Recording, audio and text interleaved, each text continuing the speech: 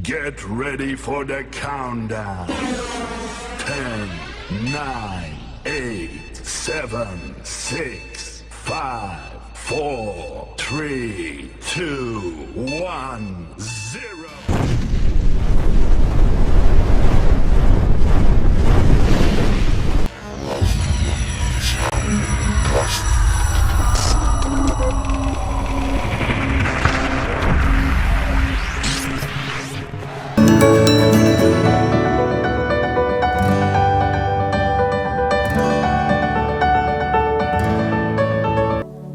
Nah, kita akan bahas replikasi DNA itu adalah merupakan proses penggadaan DNA yang terjadi di nukleus atau inti sel dan terjadi pada fase sintesis interfase pada pembelahan sel. Tujuannya agar sel anak mengandung DNA yang identik dengan DNA induknya. Selanjutnya, kita akan membahas tentang model replikasi DNA. Replikasi DNA ternyata terdapat 3 model, yaitu model yang pertama adalah model konservatif, di mana kedua untai DNA induk berfungsi sebagai cetakan. Sedangkan model yang kedua yaitu model semi-konservatif, di mana kedua untai DNA induk berpisah, masing-masing membuat untai baru sebagai pelengkapnya. Dan model yang ketiga adalah dispersif, di mana beberapa bagian DNA induk secara tersebar berfungsi sebagai cetakan, kemudian masing-masing bagian tersebut membuat bagian DNA baru sebagai pelengkap. Selanjutnya, kita akan membahas tentang enzim yang digunakan dalam replikasi DNA. Yang pertama ada enzim helikase yang berfungsi untuk memutuskan ikatan hidrogen untuk membuka rantai double helix DNA menjadi 2 rantai tunggal. Enzim yang kedua adalah RNA primase yang berfungsi untuk membentuk RNA primer sebagai awal pembentukan rantai baru DNA. Yang ketiga ada enzim DNA polimerase yang berfungsi menggabungkan nukleotida-nukleotida menjadi polimer DNA yang panjang. Dan yang keempat ada enzim DNA ligase yang berfungsi menyambungkan fragmen DNA, fragmen Okazaki menjadi untaian DNA lengkap. Nah, sekarang kita akan membahas tentang mekanisme replikasi DNA. Tolong kalian perhatikan baik-baik gambar ya. Nah, bagian yang ditunjuk itu adalah enzim helikase yang membuka rantai DNA menjadi 2 rantai tunggal.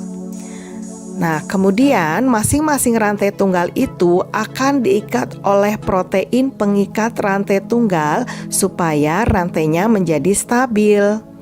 Dan rantai yang pertama ini kita sebut sebagai leading strand atau rantai utama.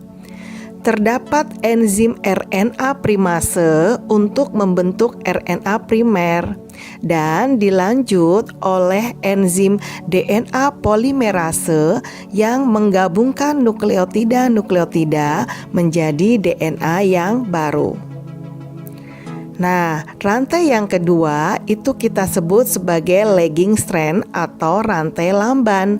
Kita akan membahas rantai lamban ini ya. Oke, mekanisme pada lagging strand atau rantai lamban yaitu yang pertama itu adanya enzim primase ya, RNA primase yang membentuk RNA primer. Kemudian dilanjut oleh enzim DNA polimerase yang menggabungkan nukleotida-nukleotida menjadi rantai DNA baru yang terpotong-potong yang kita sebut sebagai fragmen Okazaki.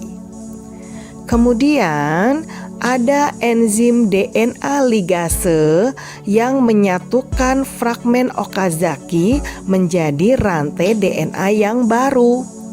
Nah, begitu mekanisme tentang replikasi DNA, sehingga kita bisa membuat kesimpulan mekanisme replikasi DNA. Yang pertama, ada enzim helikase yang membuka rantai DNA menjadi 2 rantai tunggal. Selanjutnya, protein pengikat rantai tunggal yang akan menstabilkan rantai DNA. Dan terdapat RNA primase membentuk RNA primer. Selanjutnya ada enzim DNA polimerase yang menggabungkan nukleotida membentuk DNA baru. Dan terakhir terdapat enzim DNA ligase yang menggabungkan fragmen Okazaki menjadi DNA baru pada lagging strand.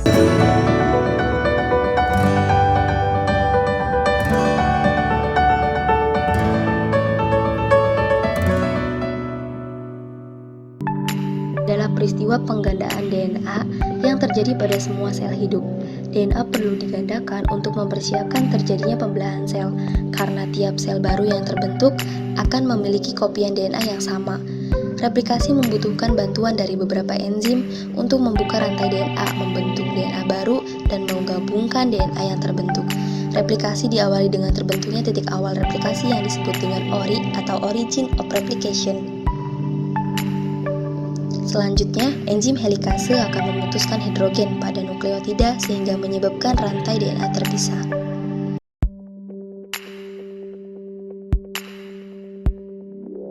DNA yang terpisah akan diikat oleh protein SSB atau Single Strand Binding Protein untuk mencegah rantai tunggal menyatu kembali. Selanjutnya yaitu DNA polimerase 3 yang bertugas memperpanjang rantai DNA yang tidak dapat membentuk DNA yang baru. DNA polimerase hanya mampu menambahkan nukleotida ke rantai yang telah ada dan diawali dengan menempelkan nukleotida pada primer yang dibentuk oleh primase.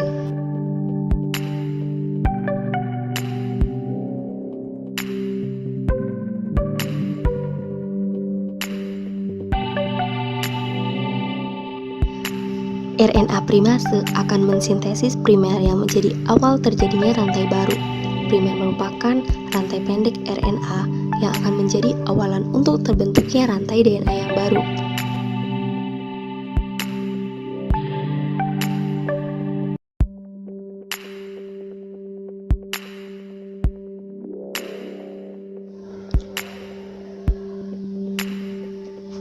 Proses sintesis protein.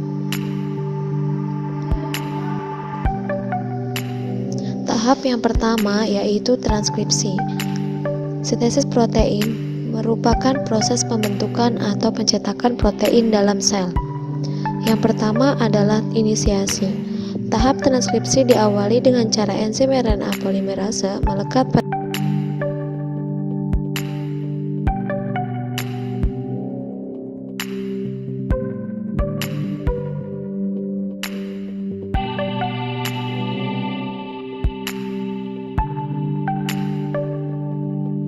enzim ligase akan menyambungkan rantai-rantai pendek DNA yang terjadi pada lagging strand.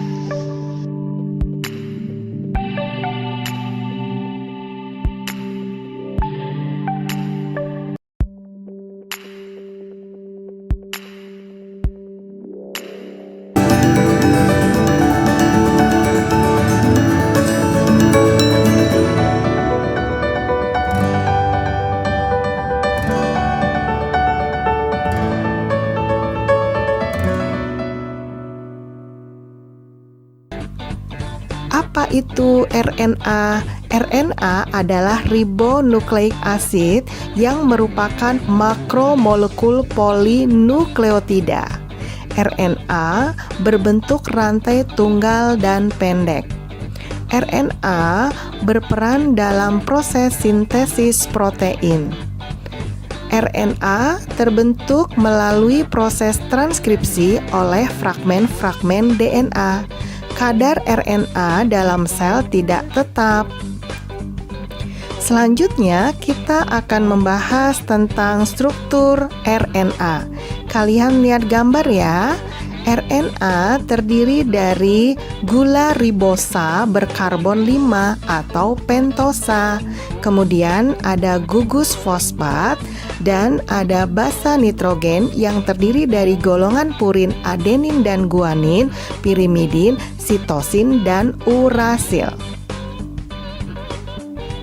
Selanjutnya, kita akan membahas tentang jenis RNA. RNA terbagi menjadi 3 macam. Yang pertama adalah RNA duta, RNA-D, atau messenger RNA, mRNA, dibentuk oleh DNA melalui transkripsi, berfungsi membawa kode genetik atau kodon dari inti ke ribosom. Kodon adalah kode genetik yang dibawa oleh RNA duta yang terbentuk dari triplet basa nitrogen, berfungsi untuk menentukan jenis asam amino. Jenis RNA yang kedua adalah RNA-T atau RNA transfer, terletak di sitoplasma, berfungsi membawa asam amino ke ribosom. RNA-T disebut sebagai rantai antikodon. Yang ketiga adalah RNA-R, terdapat di ribosom. RNA ribosom berfungsi sebagai adaptor atau mesin perakit polipeptida atau protein. Selanjutnya, kita akan membahas perbedaan DNA dan RNA. Kalian lihat tabel ya, DNA hanya terdapat pada nukleus, sedangkan RNA terdapat di nukleus, sitoplasma, dan ribosom. DNA rantainya double helix, sedangkan RNA rantainya tunggal. Kadar DNA tetap fungsinya untuk mengendalikan genetis dan sintesis protein, sedangkan RNA tidak tetap untuk sintesis protein. Basa nitrogen DNA yang beda ada pada timin, yaitu bagian pirimidin, sedangkan RNA timin itu diganti menjadi urasil. Kemudian, gula pada DNA adalah deoksiribosa dan gula pada RNA adalah ribosa.